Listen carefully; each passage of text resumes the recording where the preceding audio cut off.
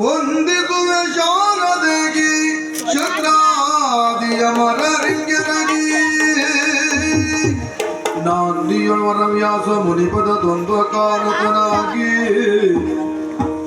ಕವಿಗಳ ತಂದಡಿಗೆ ಬಲವನ್ನು ಬೇಡುವೆ ನೀ ಕಥಾ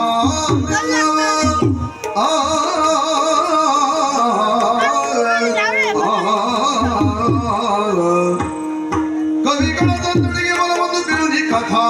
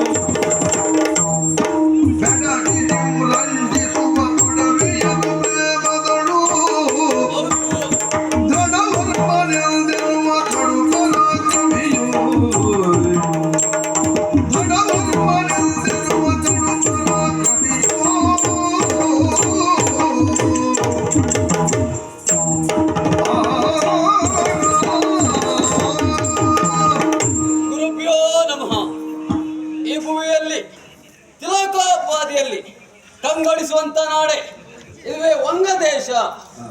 ವರ್ತಮಾನ ಕಾಲದಲ್ಲಿ ತನ್ನಾಡಿಕೊಂಡು ಬಂದವ ಈ ದೃಢವರ್ಮ ಭೂಪಾಲ ನಿತ್ಯ ಪದ್ಧತಿಯಂತೆ ನಿತ್ಯಾಂದಿಕವನ್ನ ಮುಗಿಸಿ ಭಗವಾನ್ ಭಾಸ್ಕರನಿಗೆ ವಂದಿಸಿ ಗುರು ಹಿರಿಯರಿಂದ ತಂದೆ ತಾಯಿಯಿಂದ ಆಶೀರ್ವಾದವನ್ನು ಪಡೆದು ಕುಲದೇವರಿಗೆ ವಂದಿಸಿ ರಾಜ ಪೋಷಾಕಗಳನ್ನು ಧರಿಸಿ ರಾಜ್ಯಸಭೆಯನ್ನ ಸೇರ್ತಾ ಇದ್ದೇನೆ. ಸೇರುವಂತ ಈ ಸಭೆಯಲ್ಲಿ ಪ್ರಜೆಗಳ ಜಯಘೋಷ, ದೃಢವರ್ಮ ಭೂಪಾಲನಿಗೆ ಜಯವಾಗಲಿ, ದೃಢವರ್ಮ ಭೂಪಾಲನಿಗೆ ಶುಭವಾಗಲಿ. ಇವರ ಮುಖವನ್ನು ಕಂಡಾಗ ನನಗೆ ಬಹಳ ಸಂತೋಷ ಆಗ್ತದೆ. ಕಾರಣ ಉಂಟು, ಪ್ರಜೆಗಳಲ್ಲಿ ಈ ನನ್ನ ಆಳ್ವಿಕೆಯಲ್ಲಿ ಪ್ರಜೆಗಳ ಪಾಲಿಗೆ ಯಾವುದೇ ಲೋಪದೋಷ ಆಗಲಿಲ್ಲ ಎನ್ನುವಂತ ಆತ್ಮವಿಶ್ವಾಸ ಉಂಟು ಮಾಡ್ತದೆ ನನ್ನ ಬಾಳಲ್ಲಿ. ನನ್ನ ಆಳ್ವಿಕೆಯಲ್ಲಿ ಯಾವುದೇ ಲೋಪದೋಷ ಇಲ್ಲ ಎನ್ನುವುದು ಇವರ ಮುಖವನ್ನು ನೋಡಿದಾಗ ಅರ್ಥ ಮಾಡಿಕೊಂಡವ ನಾನು. ರಾಜಕೀಯ ಕುರಿತಾಗಿ ಪ್ರಜೆಗಳನ್ನೇ ವಿಚಾರಿಸಿದ್ದೇನೆ, ಯಾವುದೇ ತೊಂದರೆ ಇಲ್ಲ ಎನ್ನುವುದಾಗಿ ಉತ್ತರವನ್ನ ನೀಡಿದ್ದಾರೆ. ಹ್ಮ್. ಕೌಟುಂಬಿಕ ಕುರಿತಾಗಿ ಆಲೋಚನೆ ಮಾಡಿದವ ನಾನು. ಹಾ. ಉತ್ತಮ ಕುಲದ ಹೆಣ್ಣನ ಮದುವೆ ಆದೆ. ಹಾ. ಬಹಳ ವರ್ಷಗಳ ಕಾಲ ಮಕ್ಕಳೇ ಆಗಲಿಲ್ಲ. ಹ್ಮ್. ಕುಲ ದೇವತೆಗೆ ಸ್ಮರಿಸಿ ತಕ್ಷಣದಲ್ಲಿ ಒಂದು ಮಗಳು ಜನಿಸಿದಳು. ಬಾಲ್ಯದಲ್ಲಿ ಅವಳಿಗೆ ಗುರುಮಠಕ್ಕೆ ಕಳಿಸಿದ ನಾನು. ಸಕಲ ವಿದ್ಯಾಭ್ಯಾಸವನ್ನು ಮುಗಿಸಿ ಅರಮನೆಯನ್ನ ಸೇರಿದ್ದಾಳೆ. ಹಾ. ಸೇರಿದಂತ ಈ ಸಂದರ್ಭದಲ್ಲಿ ಅವಳ ಬಗ್ಗೆ ಆಲೋಚನೆ ಮಾಡುವ ಸಂದರ್ಭ ಒಂದೇ. ಅವಳಿಗೆ ಇಂಥ ಬಾಲಕಿಗೆ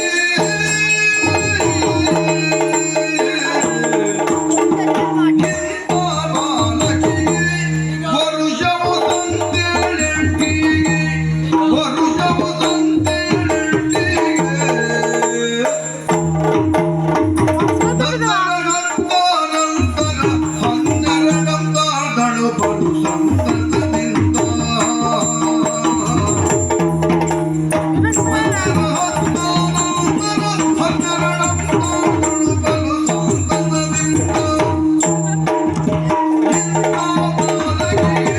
ಈಗ ಮಗಳ ಬಗ್ಗೆ ಆಲೋಚನೆ ಮಾಡುವ ಸಂದರ್ಭ ಬಂದಿದೆ. ಅವಳ ಪ್ರಾಯ ಎಷ್ಟು? 16 ವರ್ಷ ದಾಟಿದೆ. ಮದುವೆ ಮಾಡುವಂತ ಸಂದರ್ಭ. ಹಾಗಾಗಿ ಮಂತ್ರಿಗಳಲ್ಲಿ ಕೇಳಿದವ, ಅವರ ಜೊತೆಯಲ್ಲಿ ಸಮಾಲೋಚನೆ ಮಾಡಿದವ ನಾನು. ಆ ಸಂದರ್ಭದಲ್ಲಿ ಕೆಲವು ರಾಜ್ಯದ ರಾಜಕುಮಾರರ ಭಾವಚಿತ್ರವನ್ನು ನನಗೆ ತಂದೊಪ್ಪಿಸಿದ್ರು. ಅದರಲ್ಲಿ ಕೌಶುಂಬಿಯ ದೊರೆಯಾದಂತ ವತ್ಸಾಕ್ಯ ಇವಳಿಗೆ ಸರಿಯಾದ ಜೋಡಿ ಎನ್ನುವುದಾಗಿ ಆಲೋಚನೆ ಮಾಡಿದವ ಬ್ರಾಹ್ಮಣರ ಮುಖೇನವಾಗಿ ಆ ಕಡೆ ಲೇಖನವನ್ನು ಕಳಿಸಿಕೊಟ್ಟೆ. ಆದರೆ ಈ ಕಡೆ ಒಬ್ಬ ದೂತ ಬಂದವ. ಎಲ್ಲಿಂದ ಬಂದ? ಕಳಿಂಗ ದೇಶದವನಂತೆ. ಬಂದ ಅವನ ಲೇಖನವನ್ನು ವಾಚಿಸಿದಾಗ ತಿಳಿಯಿತು, ಅಲ್ಲಿಯ ಅಧೀಶನಾಗಿರುವಂತ ಭದ್ರಸೇನ ಲೇಖನವನ್ನ ಕಳಿಸಿಕೊಟ್ಟವ. ನನ್ನ ಮಗಳನ್ನ ಅವನಿಗೆ ಕೊಟ್ಟು ಮದುವೆ ಮಾಡಬೇಕಂತೆ ಎಂಬ ವಿಚಾರವನ್ನ ಆ ಲೇಖನದಲ್ಲಿ ಸೂಚಿಸಿದ್ದಾನೆ. ಬದಲಿ ಲೇಖನವನ್ನ ನಾನು ಬರೆದವ. ಬದಲಿ ಕುವರಿಯನ್ನ ನೋಡಿಕೋ ಎನ್ನುವುದಾಗಿ. ಯಾಕಾಗಿ ಈಗಾಗಲೇ ಮಗಳಿಗೆ ಅವನನ್ನು ನಿಶ್ಚಯ ಮಾಡಿದ ವತ್ಸಾಕ್ಯನನ್ನ. ಹಾಗಾಗಿ ಇವನಿಗೆ ಈ ವಿಚಾರವನ್ನ ತಿಳಿಸಿದವ ನಾನು. ಮುಂದೇನಾಗ್ತದೆ ಎನ್ನುವುದಾಗಿ ನಿರೀಕ್ಷೆಯಲ್ಲಿರ್ತೇನೆ.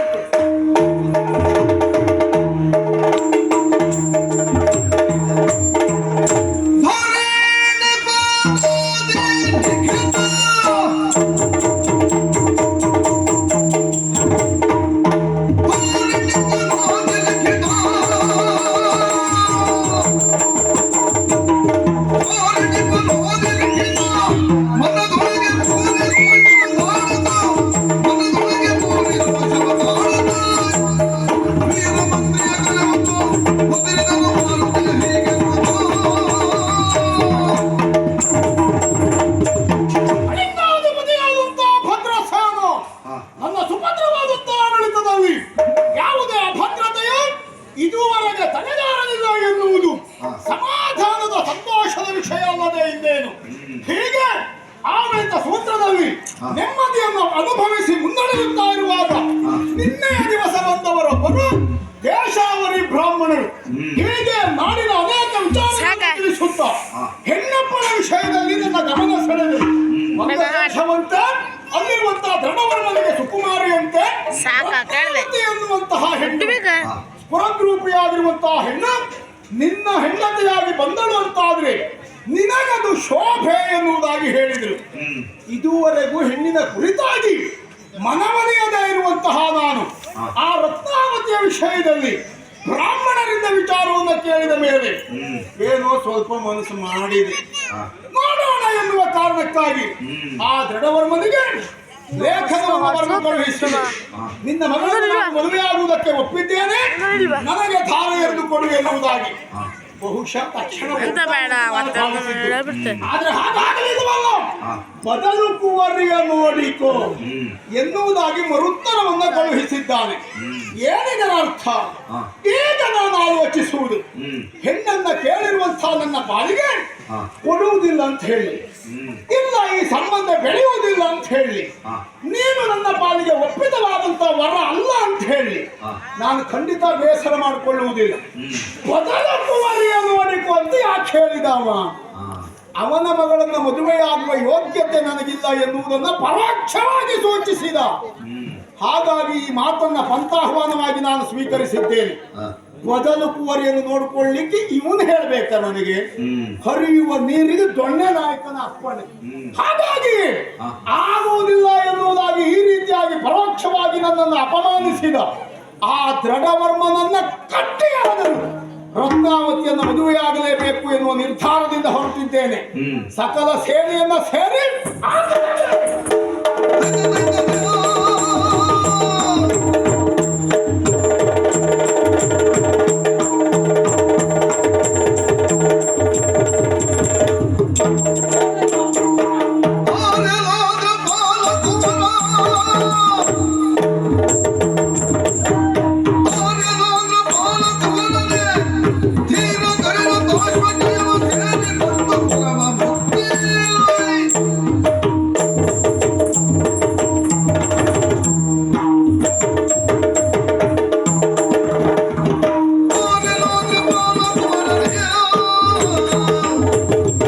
ಅಯ್ಯೋ, ನಿನ್ನನ್ನು ಕಂಡಾಗ ಬಹಳ ಆಶ್ಚರ್ಯವಾಗ್ತದೆ.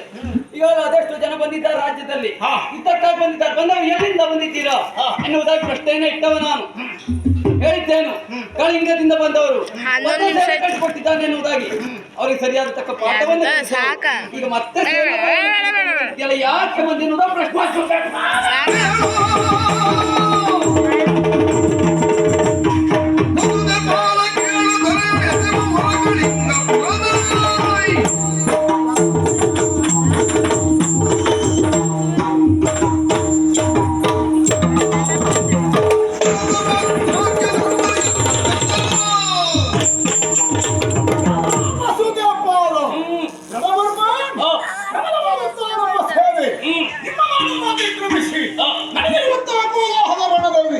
ನಮ್ಮವರು ಕೆಲವರು ಸೋತಿದ್ದಾರೆ, ನಿಮ್ಮವರು ಪೂರ್ಣ ಗೆಲ್ಲಲಿಲ್ಲ ಎನ್ನುವಲ್ಲಿಗೆ ಆ ಜಯಾಪಜಯದ ನಿರ್ಧಾರ ಆಗಲಿಲ್ಲ.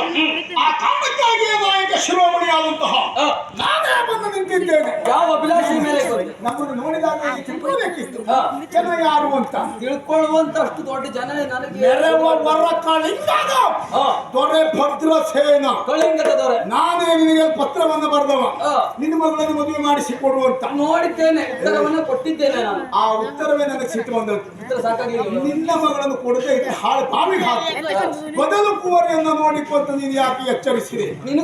ನಿನಗೆ ಕೊಟ್ಟು ಆಳು ಬಾವಿಗೆ ಹಾಕುವುದಕ್ಕಿಂತ ಒಳ್ಳೆ ಜನಕ್ಕೆ ಕೊಟ್ಟು ಮದುವೆ ಮಾಡುವುದೇ ಒಳ್ಳೆಯದು. ಆಲೋಚನೆ ಮಾಡಿದವ ನನ್ನ ದೋಷವನ್ನು ಏನು ಗುರುತಿಸಿದೆ? ಏನು ಗುರುತಿಸಿದೆ? ನಿನ್ನ ದೋಷವನ್ನು ಗುರುತಿಸುವುದಕ್ಕೆ ನನ್ನ ಮಗಳಿಗೆ ನೀನು ಯೋಗ್ಯದಾದವನಲ್ಲ. ಹೀಗಾಗಿ ನಿಶ್ಚಯ ಮಾಡಿದ್ದೇನೆ, ಕೌಶುಂಬಿಯ ದೊರೆಯಾಗಿರುವಂತ ವಸ್ತಾಕಿ ಎನ್ನುವನಿಗೆ. ಹಾಗಾಗಿ ನಿನ್ನ ಬದಲಿ ಲೇಖನವನ್ನು ಕಳಿಸಿಕೊಟ್ಟವ.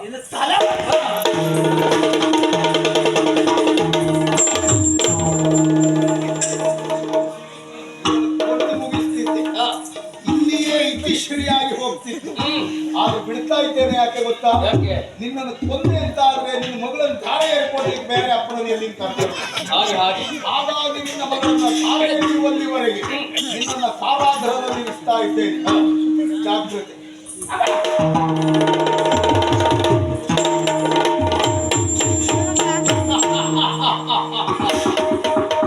ಇದೆಲ್ಲ ಇಷ್ಟಂತೆ ಎಂದು ನಮಗೆ ಮೊದಲೇ ಗೊತ್ತು. ಎಲ್ಲ ಒಂದೊಂದು ಸುತ್ತಿಗಷ್ಟೇ. ಹಾಗಾಗಿ ತೀರಾ ನಾವು ತಲೆ ಕೆಡಿಸಿಕೊಳ್ಳಿಲ್ಲ. ಆದ್ರೆ ಇಷ್ಟಕ್ಕೆ ಪ್ರಕರಣ ಮುಗಿಯುವುದಿಲ್ಲ. ನಮಗೆ ಬಹಳ ಅವಸರ ಉಂಟು. ಯಾವುದು? ರತ್ನಾವತಿ ಕಲ್ಯಾಣ. ಹಾಗಾಗಿ ಅವಳೇ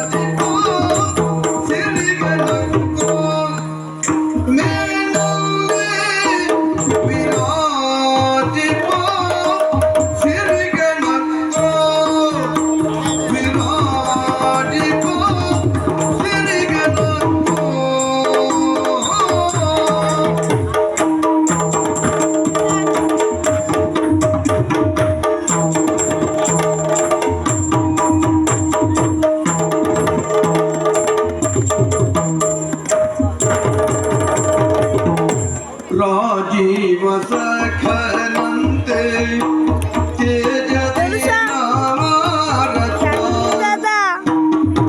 ರಾಜೀವ ಸಖನಂತೆ ರಾಜೀವ ಸಖನಂತೆ ತೇಜದಿ ನಾಮರತ್ನ ರಾಜೀವ ಸಖನಂತೆ ರಾಜೀವ ಸಖನಂತೆ ರಾಜೀವ ಸಖನಂತೆ ತೇಜದಿ ನವರತ್ನ ತೇಜದಿ ನವರತ್ನ ರಾಜೆಯಂದಿಗ ಮೃಗ ರಾಜಪೀಠ ನೋಡಿ ರಾಜೆಯಂದಿಗ ಮೃಗ ರಾಜಪೀಠ ನೋಡಿ ರಾಜಪೀಠ ನೋಡಿ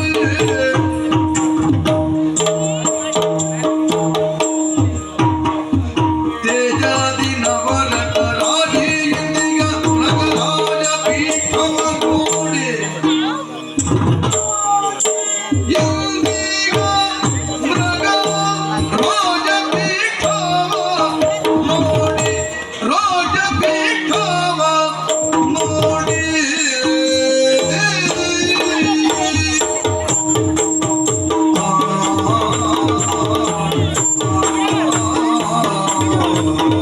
Vai, Lucho. Vai,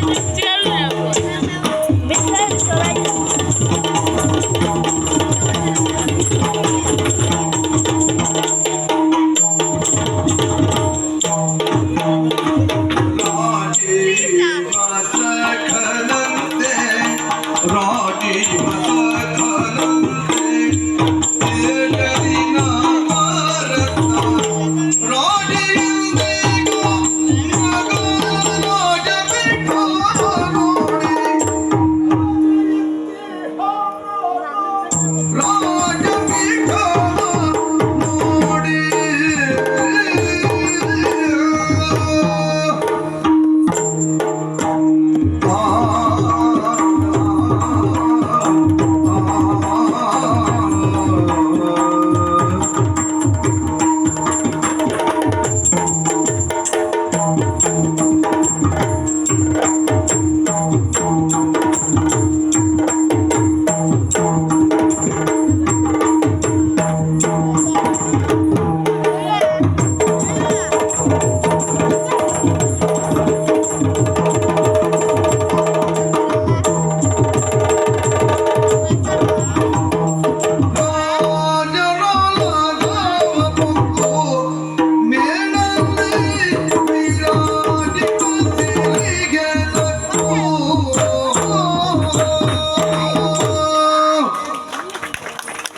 ರಾಜಮಾನವ ಹೊಕ್ಕು ನನ್ನ ಉದ್ದೇಶ ನನ್ನ ಗುರಿ ಇದೇ ಅಲ್ಲದೆ ಇನ್ನೇನು ಹೇಳಿ ರಾಜನಾಗಿರುವಂತಹ ಖಡ್ಗವರ್ಮ ನನ್ನ ಪಾಲಿಗೆ ಅಪಮಾನವನ್ನು ಮಾಡಿದ ಎನ್ನುವುದು ಸಾರ್ವತ್ರಿಕವಾದಂತಹ ಸತ್ಯ. ಅದನ್ನು ಒಪ್ಪದೇ ಇದ್ದರು ಪ್ರತಿಭಟಿಸುವ ನೆಲೆಯಲ್ಲಿ ಅವನನ್ನು ಸೋಲಿಸಿ ಕಾರಾಗೃಹದಲ್ಲಿರಿಸಿರಿ. ಈ ನಾಡು ನನ್ನ ಕೈವಶವಾದದ್ದು ಸುಳ್ಳಲ್ಲ. ಆಮೇಲೆ ರಾಜಕುಮಾರಿಯಾದಂತಹ ರತ್ನಾವತಿ ಎಲ್ಲಿರಬಹುದು ಎನ್ನುವುದನ್ನು ತಿಳಿಯುವ ಉದ್ದೇಶದಿಂದಲೇ ನೇರವಾಗಿ ರಾಜಮೋದಗ ಒಪ್ಪಕ್ಕೆ ಇದುವೇ ಆ ಮಹಾರಾಜ ಓಲಗವನ್ನು ನೀಡುತ್ತಿರುವಂತಹ ಸಭಾವಲಯ. ಹೋ ಹೋ ಹೋ ಹೋ ಚಿಕ್ಕ ರಾಜ್ಯವಾದರೂ ಸುವ್ಯವಸ್ಥಿತವಾದಂತಹ ನಾಡನ್ನು ಕಟ್ಟಿ ಬೆಳೆಸಿದ್ದಾನೆ ಎನ್ನುವುದಕ್ಕೆ ಅನುಮಾನವೇ ಇಲ್ಲ. ಮುತ್ತು ರತ್ನಾದಿಗಳಿಂದ ಹೊಳೆಯುತ್ತಿರುವಂತಹ ರಾಜಸಭೆ ಮಾತ್ರ ಅಲ್ಲ, ಓ ಆ ಕಡೆ ನೋಡಿ, ರಾಜೀವ ಸಖನಂತೆ ಪ್ರತ್ಯಕ್ಷ ಸೂರ್ಯ ಪ್ರಭೆಯಿಂದ ನಳನಳಿಸುತ್ತಿರುವಂತಹ ಆ ಮಹಾರಾಜ ಏರಿ ರಾರಾಜಿಸುವ ಸಿಂಹಾಸನ, ನವರತ್ನ ಖಚಿತವಾದಂತಹ ಆ ಸಿಂಹಾಸನವನ್ನು ನೋಡಿದಾಗ ಈ ನಾಡು ಸಮೃದ್ಧವಾದದ್ದು ಎನ್ನುವುದಕ್ಕೆ ಅನುಮಾನವೇ ಇಲ್ಲ. ಈ ಸಭಾಸ್ಥಾನದಲ್ಲಿರುವಂತಹ ಈ ಸಿರಿಯ ಸೊಬಗು ನೋಡಿದಾಗ ಮನಸ್ಸಿನೊಳಗೆ ನಸುನಗುತ್ತಾ ಇದ್ದೇನೆ. ಕೇವಲ ಇಷ್ಟೇ ನನ್ನ ಉದ್ದೇಶ ಅಲ್ಲ, ಸಭೆಯಲ್ಲಿ ಯಾರು ನಮ್ಮನ್ನು ಮಾತಾಡಿಸುವುದಿಲ್ಲ. ಕಾರಣ ಏನು? ನಡೆದಂಥ ಯುದ್ಧ ಒಂದು ರೀತಿ ಭಯ ನಮ್ಮನ್ನು ನೋಡಿದ್ರೆ ಹ್ಮ್ ಅವರಷ್ಟಕ್ಕೆ ಅವರು ಏನೋ ಮಾಡ್ತಾ ಇದ್ದಾರೆ. ಹಾ. ನಮಗೆ ಬೇಕಾದದ್ದು ಅವರ. ನಾನು ಹುಡುಕುತ್ತಾ ಬಂದದ್ದು ರತ್ನಾವತಿ. ಇಲ್ಲೆಲ್ಲೂ ಇಲ್ಲ. ಹ್ಮ್ ಎಲ್ಲಿದ್ದಾಳೆ?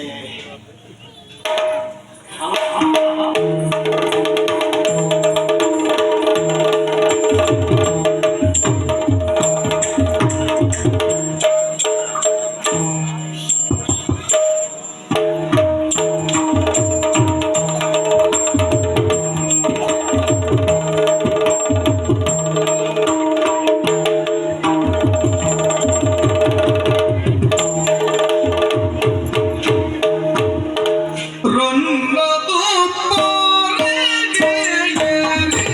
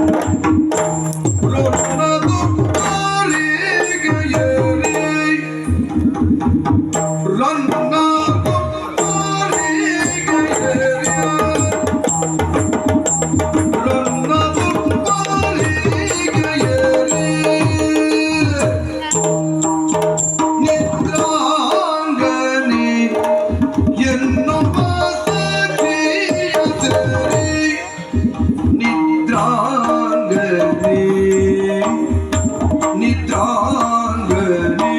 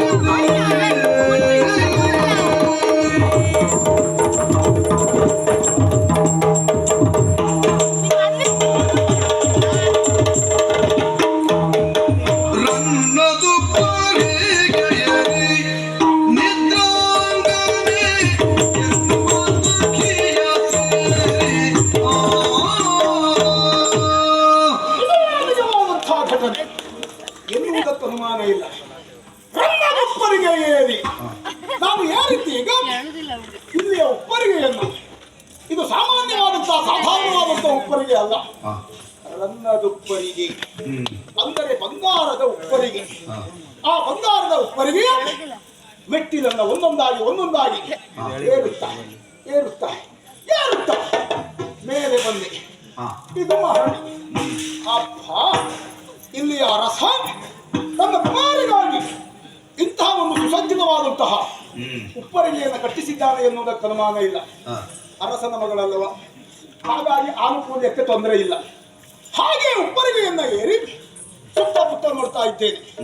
ಎಲ್ಲ ಎಲ್ಲಿ ಯಾರು ಕಾಣಿಸುವುದಿಲ್ಲ, ಯಾರು ಸುಳಿದಾಡುವುದಿಲ್ಲ.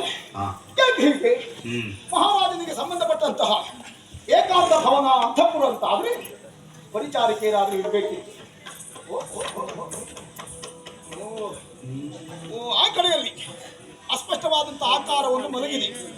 ಯಾರು ಎನ್ನುವುದಾಗಿ ಸನಿಹಕ್ಕೆ ಹೋಗಿ ನೋಡಿದರೆ ಬೇರೆ ಯಾರು ಕನ್ಯೆ ರತ್ನಾವತಿ. ಬಹುಶಃ ಅನಗಮರಿಯಾದಂತಹ ರತ್ನಾವತಿ ಯಾವ ಬಡವೂ ಇಲ್ಲದೆ ಒಂದು ಹಾಯಾಗಿ ಮಲಗಿದ್ದಾಳೆ. ಅದು ಮಲಗಿದ್ದಾಳೆ ಎಲ್ಲಿ? ಕನ್ಯೆ ರತ್ನಾವತಿ ಸ್ವರ್ಣ ಪಲ್ಲಂಗದಿ. ಮಲಗಲಿಕ್ಕೂ ಬಂಗಾರದ್ದೇ ಮಂಚ, ಉಪ್ಪರಿಗೆಯೂ ಬಂಗಾರದ್ದೇ, ಮೇಲೆ ಏರ್ ಬರ್ಲಿಕ್ಕೆ ಮಾಡಿದ ಮೆಟ್ಲು ಬಂಗಾರದ್ದೇ. ಅಂದರೆ ರಾಜಭೋಗ ಸುಖದ ಜೀವನ ಸಾಗಿಸುತ್ತಾ ಇರುವಂತಹ ರತ್ನಾವತಿ ನಿದ್ರಾಂಗನೆ ಎನ್ನುವಂತಹ ವನಿತೆಯ ತೋಳ್ತೆಕ್ಕೆಯಲ್ಲಿ ಹಾಯಾಗಿ ಮೈ ಮರೆತಿದ್ದಾಳೆ.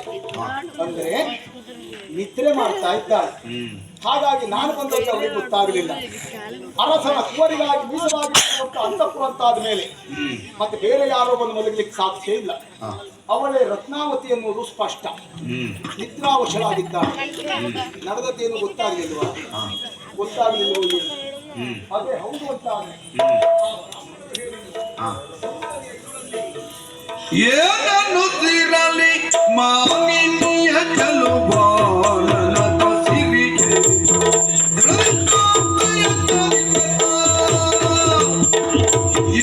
ಏನನ್ನುತ್ತಿರಲಿ ಮಾನಿನಿಯ ಚಲುವಾನನದ ಸಿರಿಗೆ ಚಲುವಾನನದ ಸಿರಿಗೆ ಏನನ್ನುತ್ತಿರಲಿ ಮಾನಿನಿಯ ಚಲುವಾನನದ ಸಿರಿಗೆ ಚಲುವಾನನದ ಸಿರಿಗೆ ಮದಗಜಯಾನೆ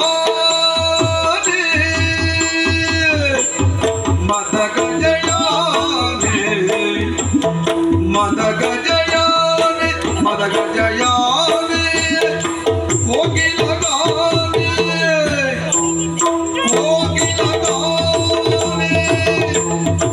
ಕೋಗಿಲಗಾನೆ ತುತಿಯಾನೋ ಮಗಸಿರಿಗೆ ಮದಗಜಯಾನೆ ಮದಗಜಯಾನೆ ಕೋಗಿಲಗಾನೆ ಕೋಗಿಲಗಾನೆ ಕೋಗಿಲಗಾನೆ ತುತಿಯಾನೋ ಮಗಸಿರಿಗೆ ನೂನ ಮಗಸಿರಿಗೆ ಮತ್ತೊಡು ಸೇನೆಯಧಿಪತಿ ಬಾನಂದಿಸುತ್ತಲೇ ನಿತಂಬಿನಿಗೆ ಮತ್ತೊಡು ಸೇನೆಯಧಿಪತಿ ಬಾನಂದಿಸುತ್ತಲೇ ನಿತಂಬಿನಿಗೆ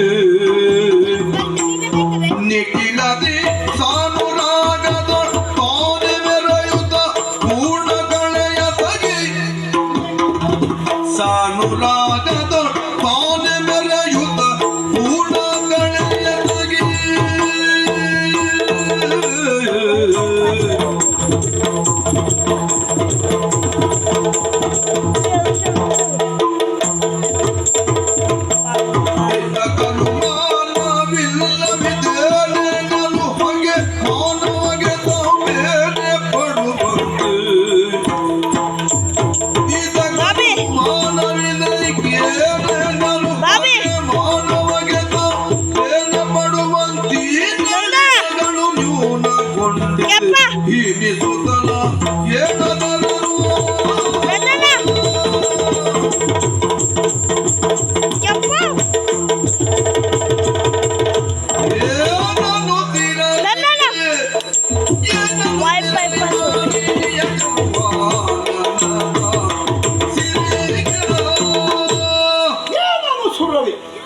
ಮಾನಿನಿಯ ಚಲುವಾನನದ ಸಿರಿ ಮಾಡಿದಾಗಲೇ ಅರ್ಥ ಆಗುತ್ತಾ ಇದೆ. ದೃಢವರ ಮನೆಗೆ ಮಗಳಿವಳು ರತ್ನಾವತಿ ಎನ್ನುವವಳು ಎನ್ನುವುದಕ್ಕೆ ಅನುಮಾನವೇ ಇಲ್ಲ. ಹಾಗಾಗಿ ಮುಸುಕಿ ನನಗಿರುವ ಅವರ ಸೌಂದರ್ಯವನ್ನು ತುಸು ತುಸು ತುಸು ತುಸು ನೋಡಿದೆ. ಮಾಡಿದಾಗಲೇ ಏನು ಮುಸುರಲಿ, ಏನು ಹೇಳಿ, ಆ ಮೊದಲ ಚಂದಿರನ ಕಾಂತಿ, ಆ ಉಡು ಸೇನೆಯ ಅಧಿಪತಿ ಆಕಾಶವನ್ನು ತ್ಯಜಿಸಿ ಇವಳ ಮುಖದಲ್ಲೇ ಮನೆ ಮಾಡಿದ್ದಾನೋ ಎನ್ನುವ ಹಾಗೆ. ಆದ್ರಿಂದಲೇ ಮದಗಜಯಾನೆ ಎಲ್ಲಾದ್ರೂ ಎದ್ದು ನಡೆಯುವುದಕ್ಕೆ ಪ್ರಾರಂಭಿಸಿದ್ರೆ ಆನೆ ಆದರೂ ತಯಾರಿಸಬೇಕು. ಹಾಗೆ ಮದಗಜಯಾನೆ ಮಾತಾಡ್ಲಿಲ್ಲ. ನಿದ್ದೆಗಣ್ಣಲ್ಲಿ 2 ಸಾರಿ ಕೆಮ್ಮು ಹೊಡೆದ್ಲು. ಎಲ್ಲಿ ಆದರೂ ಅವಳು ಮಾತಾಡಿದ್ರೆ ಕೋಕಿಲ ಗಾನೆ, ಕೋಗಿಲೆಯ ಪಂಚಮದ ಇಂಚರದ ಸ್ವರವನ್ನು ಮೀರಿಸುವ ಸ್ವರಮಾಧುರ್ಯ ಅವಳದ್ದು ಎನ್ನುವುದಕ್ಕೆ ಅನುಮಾನವೇ ಇಲ್ಲ. ಹಾಗಾದ್ರೆ ಇಲ್ಲಿ ಹಾಕೊಂಡಳು, ಇಲ್ಲಿ ಹಾಕಿದ್ದಾರೆ, ಇಲ್ಲೇ ಇದ್ದಾರೆ. ಸ್ವಲ್ಪ ನೋಡೋಣ. ಬೇದ ಬಿಚ್ಚಗನೆ ತರುಣಿಯನು, ಬೇದ ಬಿಚ್ಚಗನೆ ತರುಣಿಯನು ಸಾದರದಿ ನಿರ್ಮಿಸಿದೋ, ಸಾದರದಿ ನಿರ್ಮಿಸಿದೋ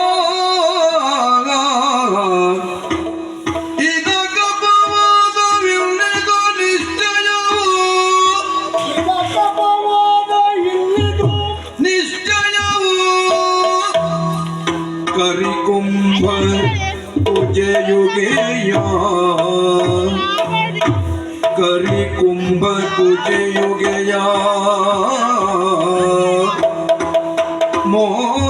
ಮೋದರಿಂದೊಯ್ಯುತ್ತಲೇ ಮದುವೆಯ ನಾದನೆಂದಾರಿ ಮೇದಿನಿಯೊಳಿಡಿಲ್ಲ ಎನ್ನ ಭಾಗ್ಯಕ್ಕೆ ಈಡಿಲ್ಲವೆಂದು ನಿಶ್ಚಯಿಸಿ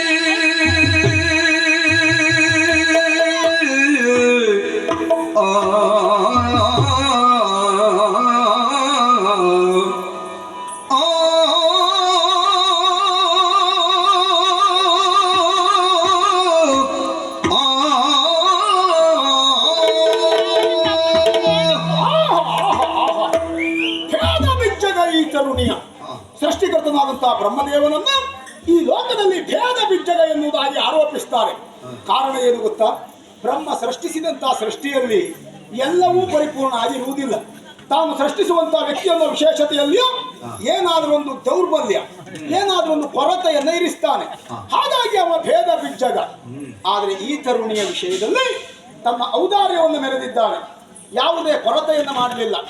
ಭೇದ ಬಿಚ್ಚಗ ಈ ತರುಣಿಯನ್ನ ಸಾದರದಿ ನಿರ್ಮಿಸಿದ. ಇವಳನ್ನು ಸೃಷ್ಟಿ ಮಾಡುವಾಗ ಬ್ರಹ್ಮನಿಗೆ ಜೋರ್ ನಿದ್ರೆ ಅಂತ ಕಾಣಿಸ್ತದೆ. ಅಂದ್ರೆ ಸೃಷ್ಟಿ ಮಾಡ್ಲಿಕ್ಕೆ ಹೊರಟ ಅಲ್ಲೇ ನಿದ್ರೆ ಬಂದು ಹೋಯ್ತು.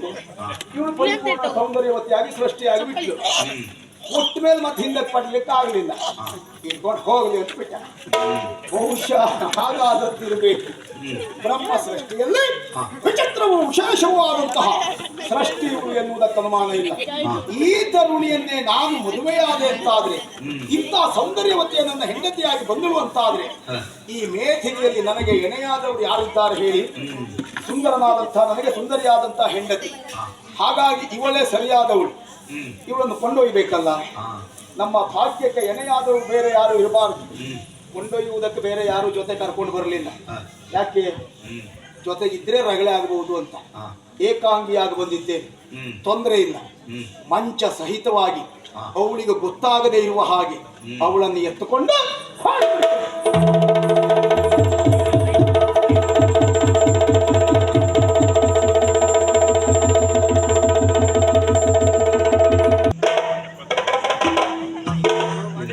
ಎಷ್ಟು ಭಾರ ಇದ್ದಾಳೆ.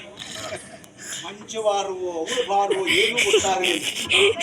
ಅಷ್ಟು ದೂರದಿಂದ ಇಷ್ಟು ದೂರದವರೆಗೆ ಒಬ್ಬನೇ ಎತ್ಕೊಂಡು ಬಂದೆ. ಆಯಾಸ ಆದದ್ದು ಹೌದು, ಕಷ್ಟ ಆಗಲಿಲ್ಲ. ಯಾಕೆ ಹೇಳಿ? ನಮ್ಮ ಮನಸ್ಸಿಗೆ ಬೇಕು ಅಂತ ಅನ್ನಿಸಿದ್ದು ಎಷ್ಟು ಭಾರ ಆದ್ರೂ ಅದು ಹಗುರವೇ. ನಮಗೆ ಬೇಡ ಅಂತ ಅನ್ನಿಸಿದ್ದು ಎಷ್ಟು ಹಗುರ ಆದ್ರೂ ಅದು ಭಾರವೇ. ಹಾಗಾಗಿ ಮಂಚ ಸಹಿತ ಆದ್ರೆ ನಿದ್ರೆ ಮಾಡ್ಲಿಕ್ಕೆ ಹೌದು ಇವರು. ನೋಡಿ ನಾನು ಅಲ್ಲಿಂದ ಇಲ್ಲಿ ಎತ್ಕೊಂಡು ಬಂದದ್ದು ಅವಳಿಗೆ ಅಂದ್ರೆ ಏನು ಯಾರಿಗೂ ಗೊತ್ತಾಗ್ಲಿಲ್ಲ. ಏನಾದ್ರೂ ಆ ಒಂದು ಸೌಲಭ್ಯ ಅನುಕೂಲತೆ ಇರುವುದು ನಮ್ಮಲ್ಲಿ ಮಾತ್ರ. ಒಂದು ಕಣ್ಣು ಮುಚ್ಚಿ ತೆರೆಯುವುದ್ರೊಳಗೆ ಒಂದು ಸುತ್ತು ಬಂದಿರುವುದ್ರೊಳಗೆ ಎಲ್ಲ ಆಯ್ತು. ಇವಳನ್ನು ಹಾಗೆ ನೋಡಿ, ಅಲ್ಲಿ ಅವಳು ಮನೆ ನೋಡಿದಾಗ ಈ ಕಡೆ ಇರ್ತಾಳೆ, ನೋಡಿ ಈ ಭವನದಲ್ಲಿ ತಂದು ನಿಲ್ಲಿಸಿದಾಗ ಆ ಕಡೆ ಇರ್ತಾಳೆ. ಅಂದರೆ ನಾನು ಈ ರೀತಿಯಾಗಿ ತಿರುಗಿಸಿಟ್ಟಿದ್ದೇನೆ. ಹಾಗೆ ಅಂದರೆ ಇದು ನಮ್ಮ ನಾಡು ಕಳಿಂಗವನ್ನು ನಾನು ಸೇರಿದ್ದಲ್ಲ, ಕಾಡಿನ ಪ್ರದೇಶ, ಹಾಳು ಬಿದ್ದಿರುವಂತಹ ಭವನ. ಅದು ಮನೆಗೆ ಹೋದ ಮೇಲೆ ಅಲ್ಲೆಲ್ಲ ರಗಳೆ ಬೇಡ. ಹಾಗಾಗಿ ಇದು ಒಂದು ಹೊಂದಾಣಿಕೆ ಇತ್ಯರ್ಥ ಮಾಡಿಕೊಂಡೇ ಹೋಗೋಣ. ಎಚ್ಚರ ಆಗಲಿ, ನೋಡ್ತೇವೆ.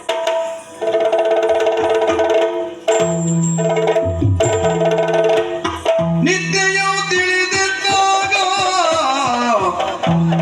ನಿತ್ಯಯೋ ತಿಳಿದೆದ್ದಾಗ ಅದು ಬಿಡುತ್ತ ಮರುಗಿದಳು ಕಡುಮಯವ ತಾಳುವುದತಿ ಹರಗನ ಕರುಣಾನಿಧಿ ಹರಗನ ಕರುಣಾನಿಧಿ ರಚ್ಚರಿ ಅರಿಯ ಅರುಣ ಬಾರದಿ ಏನಚ್ಚರಿ ಅರಿಯ ಅರುಗ ಬಾರದಿ ಪುರವತೆ ಸುಧಾರಿಲ್ಲಿ ಪುರವತೆ ಸುಧಾರಿಲ್ಲಿ ಪಲ್ಲಂಗದೊಡ ಬರಲಿ ನಾರಣ್ಯದಲ್ಲಿ ಪಲ್ಲಂಗದೊಡ ಬರಲಿ ನಾರಣ್ಯದಲ್ಲಿ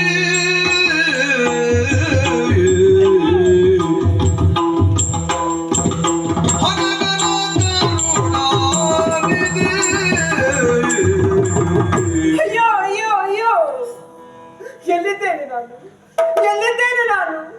ಇದು ಕನಸೆ, ಇದು ಕನಸೆ ಅಲ್ಲ, ಅಲ್ವೇ ಅಲ್ಲ. ಇದು ನನಸು, ಇದು ನನಸು. ಅದಲ್ಲದೆ ಹೋದ್ರೆ ವಂಗ ದೇಶದಲ್ಲಿ ಹಾಯಾಗಿ ಪಲ್ಲಂಗದಲ್ಲಿ ಪವಡಿಸಿದವಳು ನಾನು. ಆದ್ರೆ ನನ್ನ ಅಂತಃಪುರದಲ್ಲಿ ಮಲಗಿರುವಂತಹ ಸಂದರ್ಭ ಕಣ್ಣ ತೆರೆದು ನೋಡಿದ್ರೆ ದಟ್ಟಾರಣ್ಯ ಪ್ರದೇಶವಿದು, ದಟ್ಟಾರಣ್ಯ ಪ್ರದೇಶವಿದು. ಹಾಗಿದ್ರೆ ನಾನು ಹೇಗೆ ಇಲ್ಲಿವರೆಗಾಗಿ ಬಂದೆ? ಅರ್ಥ ಆಯ್ತು ಸ್ವಾಮಿ. ದಟ್ಟಾರಣ್ಯದಲ್ಲಿ ಭೂತ ಪ್ರೇತ ಪಿಶಾಚಿಗಳು ಇರ್ತವೆ ಅಂತೆ, ಅವುಗಳ ಚೇಷ್ಟೆಗೆ ಒಳಗಾಗಿದ್ದೆ ನಾನು. ಅಲ್ಲ ಕ್ರೂರ ರಕ್ಕಸರ ಕಾಟಾಳಕ್ಕೆ ಒಗ್ಗಿ ಹೋದೆ ನಾನು. ಎಲ್ಲಿದ್ದೇನೆ? ಯಾರಾದ್ರೂ ತಂದಿದ್ರೆ ಸರಿಯದಲ್ಲಿರ್ಬೇಕಿತ್ತು ತಾನೆ. ಯಾರಯ್ಯ ಮನುಜೇಶ ತನ್ನ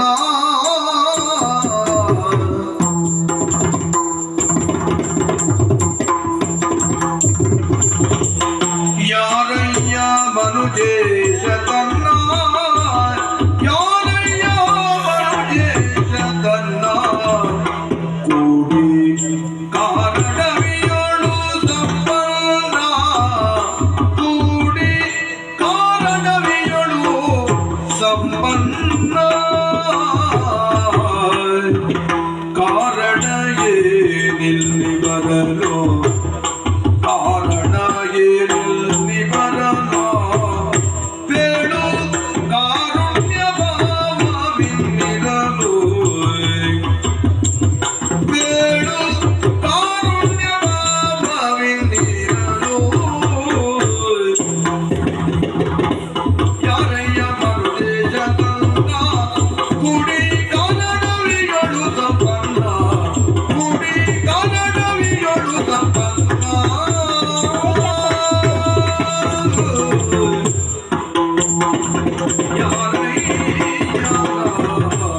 ಸುತ್ತಲೂ ಕಂಡವಳು ಎಂತದು? ಕಂಡಾಗ ನಿನ್ನನ್ನ ಕಂಡೆ. ಯಾರಯ್ಯ ಮನುಜೇಶ? ಯಾಕೆ ಈ ರೀತಿಯಾಗಿ ಕೇಳ್ತಾ ಇದ್ದೇನೆ? ದಟ್ಟಾರಣ್ಯ ಪ್ರದೇಶ ಅಲ್ವಾ ಇದು? ಇಲ್ಲಿ ಅಲ್ಲ ದಾನವರು, ಹೌದಲ್ಲದೆ ಹೋದ್ರೆ ಭೂತ ಪ್ರೇತ ಪಿಶಾಚಿಗಳು. ಆದ್ರೆ ಇಂತಹ ದಟ್ಟಾರಣ್ಯ ಪ್ರದೇಶದಲ್ಲಿ ಮನುಷ್ಯನಾಗಿರುವಂತ ನೀನಿದ್ದೀಯ. ಕೇವಲ ಮನುಷ್ಯ ಅಲ್ಲ ನೀನು, ಹಾಕಿರುವಂತ ದಿರಿಸು ಹೇಳ್ತದೆ ನೀನು ಮನುಜರಲ್ಲಿ ಶ್ರೇಷ್ಠ ಎನ್ನುವುದಾಗಿ. ಹಾಗಾಗಿ ಮನುಜೇಶ ಎನ್ನುವುದಾಗಿ ಕೇಳಿದೆ. ಆಶ್ಚರ್ಯ ಮತ್ತೇನಲ್ಲ, ಕಾಡಿನಲ್ಲಿ ನಾನಿದ್ದೇನೆ, ಅದು ಮಲಗಿರುವಂತ ಮಂಚ ಸಮೇತಳಾಗಿ ಒತ್ತಿನಲ್ಲಿ ನೀನಿದ್ದೀನಿ. ಹಾಗಿದ್ರೆ ಮಂಚ ನಮ್ಮದ್ದೆ. ಹಾಗಿದ್ರೆ ಅದೇ ಮಲಗಿರುವ ಜಾಗ ನನ್ನದ್ದಲ್ಲ. ಹಾಗಿದ್ರೆ ಈ ಜಾಗಕ್ಕೆ ತಂದವರು ಯಾರು ಎನ್ನುವುದಾಗಿ ಆಲೋಚಿಸ್ತಾ ಇದ್ದೇನೆ. ಹತ್ತಿರದಲ್ಲಿ ನೀನಿದ್ದೀಯ, ಹಾಗಾಗಿ ನಿನಗೆ ವಿಚಾರ ತಿಳಿಯಿತು. ಹಾಗಾಗಿ ನನ್ನ ಕುರಿತಾಗಿ ವಿಚಾರ ನಿನಗೆ ತಿಳಿದಿದೆ ಅಂತ ಆದ್ರೆ ಯಾರಯ್ಯ ಮನುಜೇಶ ಸರ್ವ ವಿಚಾರವನ್ನ ಹೇಳಬೇಕು, ನನ್ನನ್ನು ಉಪಯೋಗಿಸಬೇಕು. ಭಯ ಬೆದರಲೆ ತಾಕೆಗೆ ನಾರಿ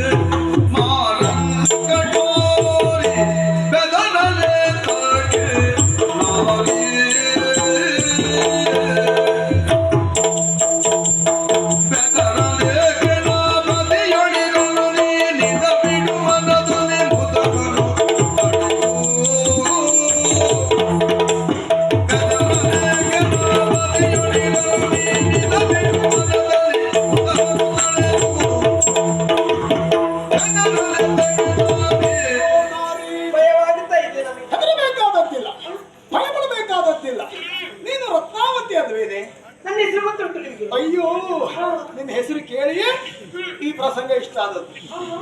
ಹೌದೇ? ಹೌದಾ? ಖಂಡಿತ ಹೌದೇ. ನಿನ್ನನ್ನು ನೋಡಿದ್ದು ನಾನು ಆಮೇಲೆ, ನಿನ್ನ ಹೆಸರು ಕೇಳಿದ್ದು ಮೊದಲು. ನಿನ್ನ ಹೆಸರು ಕೇಳಿದಾಗ ಆಕರ್ಷಿತನಾದೆ. ನಾನು ಯಾರು ಗೊತ್ತಾಗ್ಲಿಲ್ಲ ಅಲ್ವಾ? ನೀವ್ಯಾರು ಗೊತ್ತಾಗ್ಲಿಲ್ಲ? ಕಳಿಂಗದ ದೊರೆ ಭದ್ರಸೇನ, ಅಧಿಕಾರಿಗಳು ನೀವು. ರಾಜ ಭದ್ರಸೇನ. ಅಲ್ಲಿಂದ ಇಲ್ಲಿವರೆಗಾಗಿ ಯಾಕೆ ಬಂದಿದ್ದು? ಇಲ್ಲಿಗೆ ಬಂದದ್ದಲ್ಲ, ಅಲ್ಲಿಂದ ನಿಮ್ಮಲ್ಲಿಗೆ ಬಂದಿದ್ದೆ. ಹೌದಾ? ನಿಮ್ಮ ಊರಿಗೆ, ನಮ್ಮ ನಾಡಿ. ನಿಮ್ಮ ಅಪ್ಪನಿಗೂ ನನಗೂ ಜಗಳ ಆಯ್ತು. ಹೌದಾ? ನಿನ್ನ ಅಪ್ಪನಿಗೂ ನನಗೂ ಹೊಡೆದಾಟ ಆಯ್ತು. ಸರಿ ಬಿಟ್ಟೆ. ನನ್ನಪ್ಪನಿಗೆ? ಸೋತ. ನನ್ನಪ್ಪ ಸೋತ್ರ? ಸೋತದ್ ಮಾತ್ರ ಅಲ್ಲ, ಕಡಿದು ಮುಗಿಸಬೇಕು ಅಂತ ಅಯ್ಯೋ ಮಾಡ್ಲಿಲ್ಲ. ಕಂಗಾಲಾಗಬೇಡ. ಆ ಒಂದು ಅಗತ್ಯಕ್කුಂಟು ಅಂತ ಅವನನ್ನು ಹಾಗೆ ಕಾರಾಗೃಹದಲ್ಲಿ ಇರಿಸಿದ್ದೇನೆ. ಕಾರಾಗೃಹದಲ್ಲಿ? ಆಮೇಲೆ ನಿನ್ನನ್ನ ಅರಸುತ್ತ ಅಂತಃಪುರಕ್ಕೆ ಬಂದೆ. ನನ್ನನ್ನು ಅರಸು? ನಿನಗೆ ಜೋರು ನಿದ್ರೆ. ಸರಿ. ನಿದ್ರಾಭಂಗ ಮಹಾಪಾಪ. ಎಷ್ಟು ಒಳ್ಳೆ ಕೆಲಸ ಮಾಡುವುದಿದ್ರು ಒಂದು ಒಳ್ಳೆ ಕೆಲಸ ಮಾಡಿ ಮತ್ತೊಂದು ಪಾಪದ ಕೆಲಸ ಮಾಡಿದ್ರೆ ಅದು ಅಲ್ಲೊಂದಲ್ಲಿಗೆ ಆಗ್ತದೆ. ಸರಿ. ಉಳಿಯುವುದಿಲ್ಲ. ಹಾಗಾಗಿ ಕಲ್ಯಾಣೋತ್ಸವ ನಡೆಸುವ ನಾನು ನಿದ್ರಾಭಂಗ ಎನ್ನುವ ಪಾಪಕ್ಕೆ ಗುರಿಯಾಗಬಾರ್ದಲ್ಲ. ನಿನ್ನನ್ನ ನಿದ್ರೆಯಿಂದಲೇ ಹಾಗೆ ಎತ್ಕೊಂಡು ಬಂದೆ. ಅಂದ್ರೆ ಮಂಚ ಸಮೇತವಾಗಿ ಹೊತ್ತು ತಂದವರು ನೀವು? ನಿಮ್ಮ ಮಂಚ ಸಹಿತವಾಗಿಯೇ ತಂದಿದ್ದೆ. ಯಾಕೆಂದ್ರೆ ಇಲ್ಲಿ ಬಂದ ಮೇಲೆ ಮಂಚ ಬದಲಾಗಿ ನಿನಗೆಲ್ಲ ರಗಳೆ ಆಗುವುದು ಬೇಡ. ಒಂದು 4 ದಿವಸ ನಿಮ್ಮ ಮಂಚವೇ ಇರಲಿ ಅಂತ. ಹಾಗಾಗಿ ಆ ಮಂಚ ಸಹಿತವಾಗಿ ತಂದಿದ್ದೇನೆ. ಸರಿ. ನಿನ್ನನ್ನು ಹೊತ್ತು ತರುವುದಕ್ಕೆ ಕಾರಣ ಏನು? ಅಲ್ಲ, ಅದ್ಯಾಕೆ ಹೊತ್ತು ತಂದದ್ದು? ಬಲವಾದ ಕಾರಣ. ನಿನ್ನ ಅಪ್ಪನಿಗೆ ನಾನೊಂದು ಲೇಖನ ಬರೆದಿದ್ದೆ. ಲೇಖನ? ನಿನ್ನ ಮಗಳನ್ನ ಮದುವೆ ಮಾಡಿಸಿ ಕೊಡು ಅಂತ. ಅವನೇನು ಬೇಡದೇ ಇದ್ದು ಉತ್ತರ ಬರೆದ. ನನಗೆ ಸಮಾಧಾನ ಆಗಲಿಲ್ಲ. ನಿನ್ನನ್ನು ಮದುವೆಯಾಗಬೇಕು ಎಂಬ ಉದ್ದೇಶದಿಂದ ಇಲ್ಲಿಗೆ ಕರೆತಂದದ್ದೆ. ಅಯ್ಯೋ, ಮದುವೆ ಆಗಬೇಕು. ಬಿದದಾನು ಮೊದಲೇ ವತ್ಸಾಕ್ಯನಾಗಿಗ ಬಿದದಾನು ಮೊದಲೇ ವತ್ಸಾಕ್ಯನಾಗಿಗ ನರಪತಿಯ ನಿವರಿಸುವುದೆನು ನರಪತಿಯ ನಿವರಿಸುವುದೆನು ಇದನಿ ಬೇಡಿರಲಿನ ತನ್ನ ನುಡಿಯು ಲಂಘಿಸಿ ಇದನಿ ಬೇಡಿರಲಿನ ತನ್ನ ನುಡಿ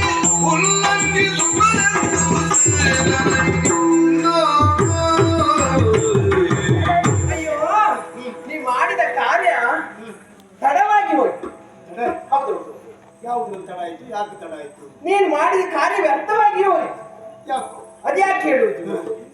ನೀನು ಮೊದಲೇ ನನ್ನಲ್ಲಿ ಕೇಳಿದ್ರೆ ಮಂಚ ಹೊತ್ತುವ ಕಾರ್ಯವೇ ಇರ್ತಾ ಇರಲಿಲ್ಲ. ನೀನು ಅಂದ್ರೆ ಮೊದಲೇ ನಿಮ್ಮಲ್ಲಿ ಬಂದದ್ದಾದ್ರೆ ಮಂಚ ಹೊರುವ ಕೆಲಸ ಇರಲಿಲ್ಲ. ಇಲ್ವೇ? ಹಾಗೆ ಹೊರುವ ಕೆಲಸ. ಅಯ್ಯೋ, ಹಾಗಲ್ಲ. ಯಾಕೆ? ನಾನು ಈಗಾಗಲೇ ನನ್ನಪ್ಪ ನಿಶ್ಚಯಿಸಿ ಆಗಿದೆ, ಇಂಥವರನ್ನೇ ಮದುವೆ ಆಗ್ಬೇಕು ಮಗಳೇ ಎನ್ನುವುದಾಗಿ. ಯಾರು?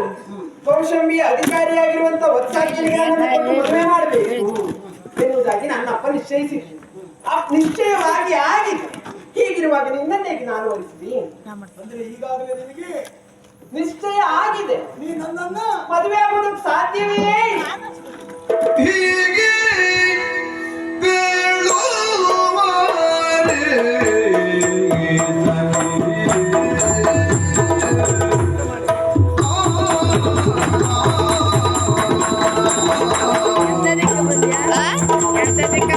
ಹಪ್ಪಳ ಬದನೆ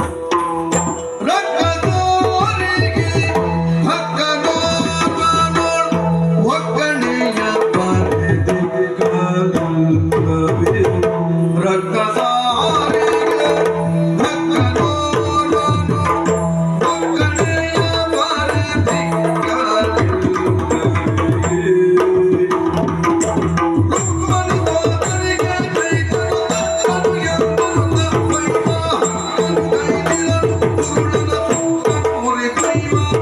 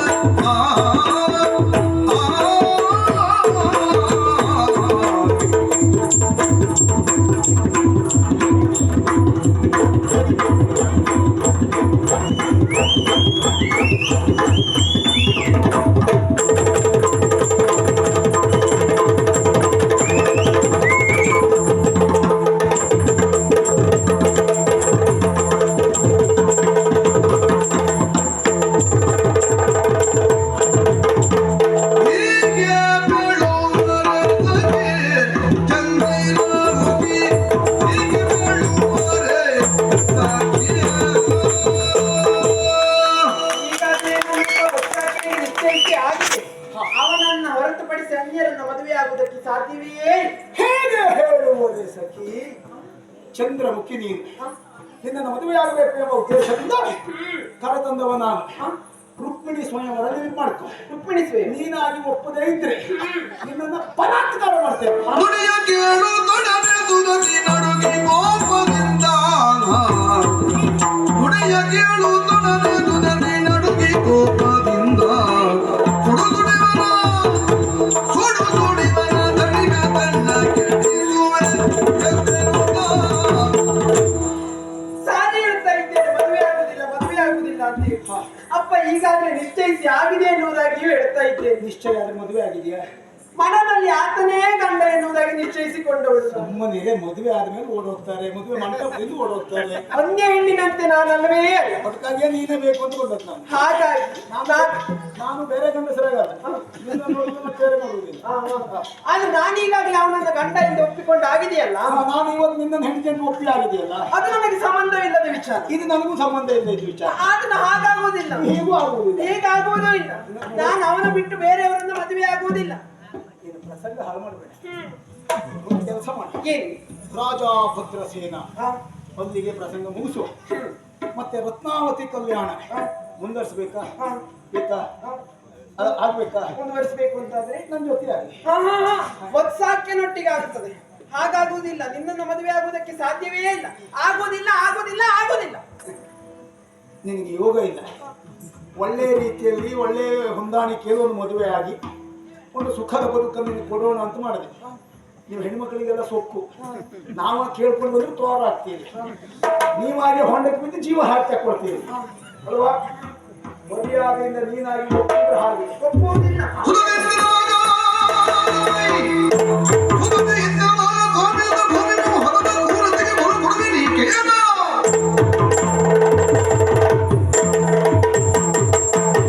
ನೀನಾಗಿಯೇ ಒಪ್ಪಿ ನನ್ನನ್ನು ಮದುವೆಯಾಗಿ ಒಂದು 4 ವರ್ಷ ನನ್ನ ಜೊತೆ ನನ್ನ ಹೆಂಡತಿಯಾಗಿರ್ತೀಯ. ನನಗೆ ನೀನು ಸಿಕ್ಕಲಿಲ್ಲ ಅಂತಾದ್ರೆ ಆ ಉತ್ಸಾಹಕ್ಕೆ ನೀನು ದಕ್ಕಬಾರದು. ಊರಸಿಯಿಂದ ನಿನ್ನನ್ನ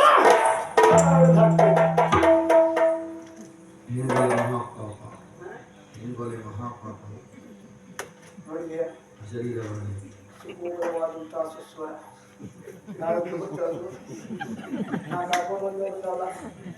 ಶರೀರವಾಣಿ ಮೇಲಿಂದ ಬಂದದ್ದು. ಇದು ಕೂತ್ಕೊಂಡಿದ್ದವ್ರು ಯಾರು ಹೇಳಿದ ಮಾತಲ್ಲ.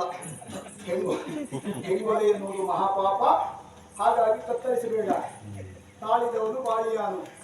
ಒಂದು ಸ್ವಲ್ಪ ದಿವಸ ಇಲ್ಲೇ ನೋಡ್ಕೊ ಅಂತ ಹೇಳಿದ್ದಾರೆ. ಹಾಗಾಗಿ ನಿನಗೊಂದು 15 ದಿವಸದ ಅವಕಾಶ ಕೊಡ್ತೇನೆ. ನಿನ್ನೂರಿಗೂ ಹೋಗುವುದಿಲ್ಲ, ನನ್ನೂರಿಗೂ ಕರ್ಕೊಂಡು ಹೋಗುವುದಿಲ್ಲ. ಇದೇ ಹಾಳು ಬಿದ್ದ ಭವನದಲ್ಲಿ ಇಲ್ಲಿಯ ಗೆಡ್ಡೆ ಕೆಲಸ ತಿಳ್ಕೊಂಡೇ ನೀನಿರ್ಬೇಕು.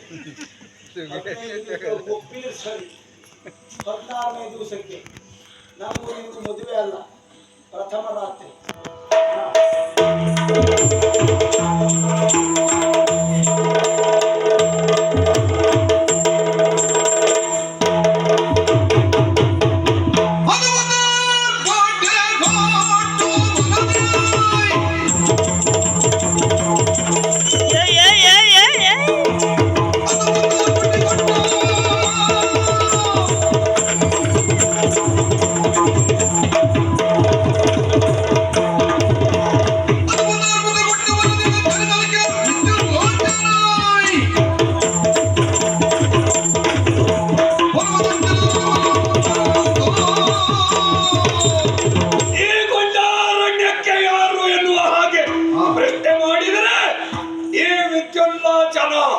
ಸ್ವಾಮಿ, ಇದೇ ಈ ಗುಂಡಾರಣ್ಯದಲ್ಲಿ ವಾಸ ಮಾಡುತ್ತಾ ಇರುವವ ನಾನು. ದಿನಪ್ರತಿಯಾಗಿ ನನ್ನ ಉದ್ಯೋಗ ಏನು ಅಂತ ಕೇಳಿದ್ರೆ ಬೇಟೆಯಾಡುವುದು, ಸಿಕ್ಕ ಸಿಕ್ಕ ಪ್ರಾಣಿಯನ್ನ ಹಿಡಿದು ಲಟ ಲಟನೆ ಮುರಿದು ಅದನ್ನ ತಿನ್ನುವುದು, ಆಮೇಲೆ ವಿಶ್ರಾಂತಿಗೆಂದು ಮಲಗುವುದು. ಹಾಗಾಗಿ ಉಳಿಯುವುದಕ್ಕೊಂದು ಸ್ಥಳ ಬೇಕಲ್ಲ. ಆದ್ದರಿಂದ ಈ ಗುಂಡಾರಣ್ಯದಲ್ಲಿ ಒಂದು ಮನೆಯನ್ನ ನಿರ್ಮಿಸಿಕೊಂಡು ಜೀವನವನ್ನ ಕಳೆಯುತ್ತಾ ಇದ್ದೇನೆ ನಾನು. ಹೇಳಿಕೊಳ್ಳುವುದಕ್ಕೆ ನನ್ನವರು ಅಂತ ಯಾರು ಇಲ್ಲ. ಹಾಗಾಗಿ